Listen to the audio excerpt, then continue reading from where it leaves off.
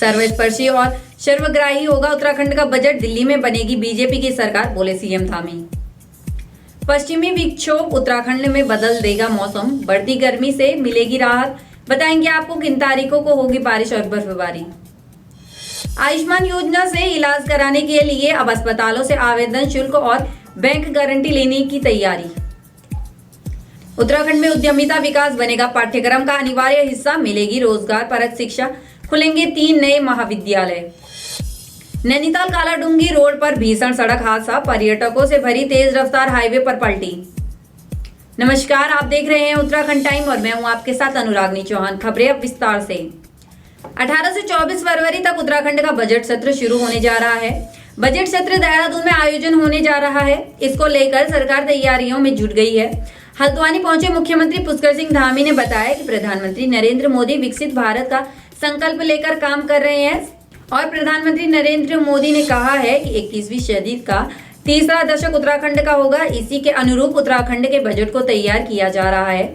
उन्होंने आगे बताया कि ज्ञान, विज्ञान, गरीबी, युवा, किसान, महिला, शहीदों के परिजनों समेत सभी लोगों को ध्यान में रखकर बजट तैयार किया जा रहा है और बजट बेहतर हो, इसको लेकर सरकार काम कर रही है। यह बजट सभी के लिए सर्वस्पर्शी और सर्वग्राही होगा।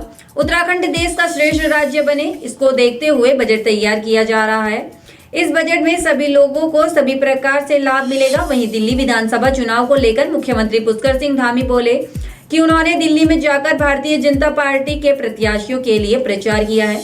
वहां पर परिवर्तन की लहर देखी गई है। निश्चित ही भारतीय जनता पार्टी के प्रत्याशी जीतने जा रहे हैं।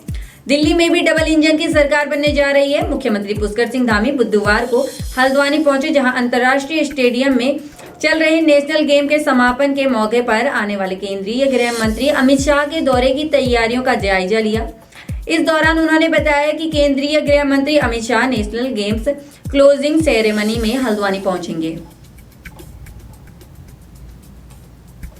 उत्तराखंड में मौसम लगातार करवट बदल रहा है। इसका कारण पिछले कुछ दिनों में तापमान में काफी अधिक वृद्धि देखी जा रही है। अब आज 6 फरवरी के बाद से लोगों को बढ़ते हुए टेम्परेचर से राहत मिलने जा रही है। दरअसल प्रदेश भर में 6 से 7 जनवरी को मौसम शुष्क रहने की संभावनाएं हैं। इस कारण तापमान घटने की संभावना है। इसके साथ ही आगामी 9 से 11 फरवरी तक प्रदेश में तमाम जिलों में हल्की बारिश और बर्फबारी होने की संभावनाएं हैं। बीते 4 फरवरी को प्रदेश के तमाम हिस्सों में बारिश और बर्फबारी देखी गई थी। गंगोत्री धाम में जमकर बर्फबारी गिरी, जबकि राज्य के कई हिस्सों में बारिश हुई थी। मौसम विज्ञान केंद्र के साइंटिस्ट डॉक्टर रोहित थपलियाल ने बताया कि 6 और 7 फरवरी को प्रदेश में मौसम शुष्क रहने की संभावनाएं हैं। इसी बीच पश्चिमी विक्षोभ भी आ रहा है, जिसके चलते 9, 10 और 11 फरवरी को तमाम जिलों में हल्की बारिश और बर्फबारी होनी है। दरअसल पश्चिमी विक्षोभ वे तूफान होते हैं जो भूमध्य सागर से बनते हैं। इन तूफानों से भारत के उत्तर पश्चिमी इलाकों में असामान्य मौसम की ठंड और बारिश आती है। दरअसल ये तेज बर्फीली हवाएं होती हैं जो अपने साथ नमी लाती हैं। ये भूमध्य सागर से निकलकर ईरान, इराक, अफगानिस्तान और पाकिस्तान से होते हुए हमारे देश के मैदानी इलाकों में पहुंचकर अपना असर दिखाती हैं। आयुष्मान योजना में कार्ड धारकों का इलाज करने के लिए सूचीबद्ध निजी अस्पतालों से आवेदन शुल्क व बैंक गारंटी लेने की तैयारी है। इसमें 10,000 रुपए आवेदन शुल्क और 2 लाख रुपए की बैंक गारंटी देनी होगी। इसके लिए राज्य स्वास्थ्य प्राधिकरण ने शासन को प्रस्ताव भेजा है। वर्तमान में आयुष्मान योजना में 300 अस्पताल सूचीबद्ध हैं। इनमें कार्ड धारकों को निःशुल्क इलाज की सुविधा मिलती है। प्रदेश सरकार अस्पतालों को इलाज पर होने वाले खर्चे का भुगतान करती है। बता दें, प्रदेश में आयुष्मान योजना 2018-19 में शुरू हुई थी। इसमें केंद्र सरकार की आयुष्मान भारत प्रधानमंत्री जन आरोग्य योजना और राज्य सरकार की अटल आयुष्मान उत्तराखंड योजना संचालित है।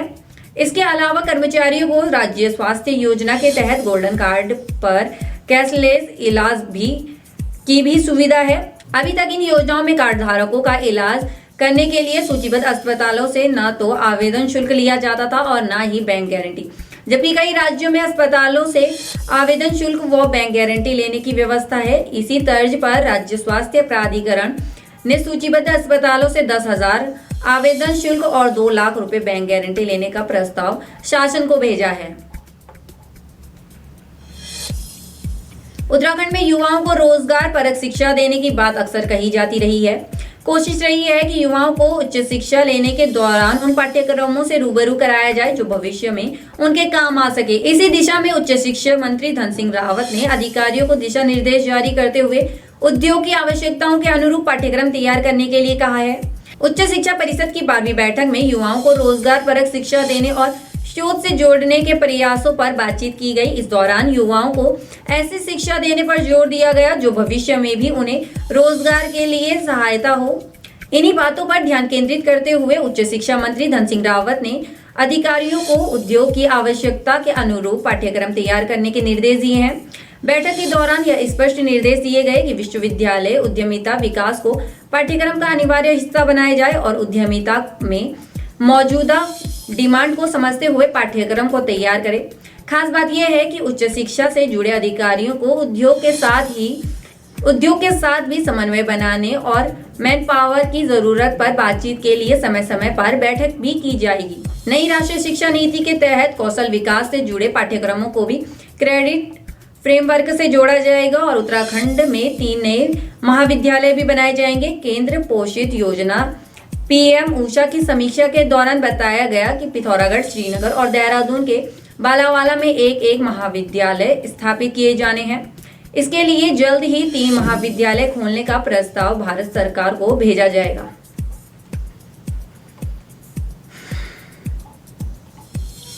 नैनीताल जिले के कालाडूंगी थाना क्षेत्र में बुधवार देर रात को बड़ा सड़क हादसा हो गया। कालाडूंगी नैनीताल मार्ग पर पुलिस चौकी मंगोली क्षेत्र के ग्राम नलनी के पास दिल्ली से नैनीताल जा रही एक कार अनियंत्रित होकर बीच सड़क पर पलट गई। इस हादसे में कार सवार 8 लोग घायल हो गए हैं। सभी घायलों को अस्पताल में भर्ती कराया गया। बताया जा रहा है कि कार सवार सभी पर्यटक नैनीताल से दिल्ली जा रहे थे, तभी बीच रास्ते में उनकी आर्टिगा कार के ब्रेक फेल हो गए। इसी वजह से ड्राइवर का कार से नियंत्रण खो बैठा और कार बेकाबू होकर पलट गई। हादसे की सूचना मिलते ही मंगोली चौकी इंचार्ज भूपेंद्र मेहता अपनी टीम के साथ मौके पर पहुंचे और स्थानीय लोगों की मदद से कार के नीचे दबे पर्यटकों को बाहर निकाला। पुलिस ने तत्काल सभी को अपने निजी वाहनों से कालाडूंगी अस्पताल भिजवाया, जहां उन सभी का उपचार चल रहा है। बाकी की तमाम खबरों के लिए बने रहे उत्तराखंड टाइम पर। धन्यवाद।